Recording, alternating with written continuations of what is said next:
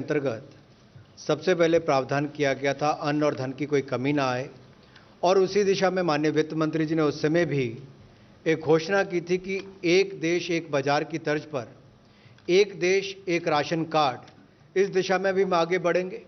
राज्यों को कहा था कि अपने यहाँ पर लागू करें और हमें कहते हुए प्रसन्नता हो रही है कि 28 राज्यों में और यूनियन टेरिटरीज में इसको लागू कर दिया गया है 1 सितंबर 2020 से। इसमें लगभग 68.6 करोड़ बेनिफिशरीज यानी कि 68 करोड़ 6 लाख से ज़्यादा बेनिफिशरीज को, लाभार्थियों को इसका लाभ मिला है, जिनके पास अब ये प्रावधान होगा कि वो एक राज्य के बजाय दूसरे राज्य में भी जाएंगे तो वहाँ जाकर फेयर प्राइस शॉप से यानी कि राशन डिपो से राशन ले सकते हैं। तो मजदूर जो प्रवासी है वो केवल अपने घर, अपने गांव में ही डिपो से राशन लेने के बजाय अब जहां पर भी काम करने जाएगा वहां पर राशन ले सकता है। ये सुविधा भी उसको दी है।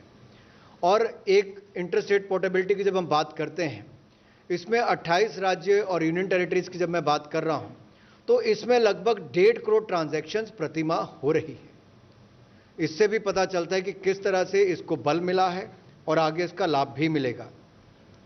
दूसरा, जो स्ट्रीट वेंडर्स जो अपने परिवार का पेट भरते हैं, रेडी फड़ी इस पे काम करके, ठेला लगाकर, उनके लिए भी माननीय प्रधानमंत्री जी ने निर्देश दिए थे और माननीय वित्त मंत्री जी ने घोषणा की।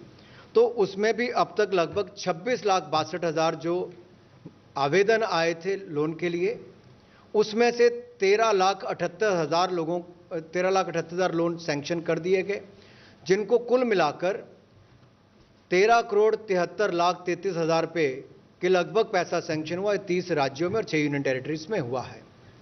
और हमने केवल घोषणाएं नहीं की, इसको जमीन तक लागू करवाया।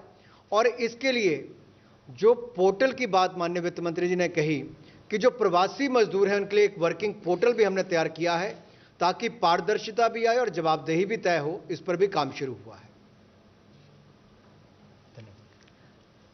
I move to the next. Again, progress in some key items under the Atmanirbhar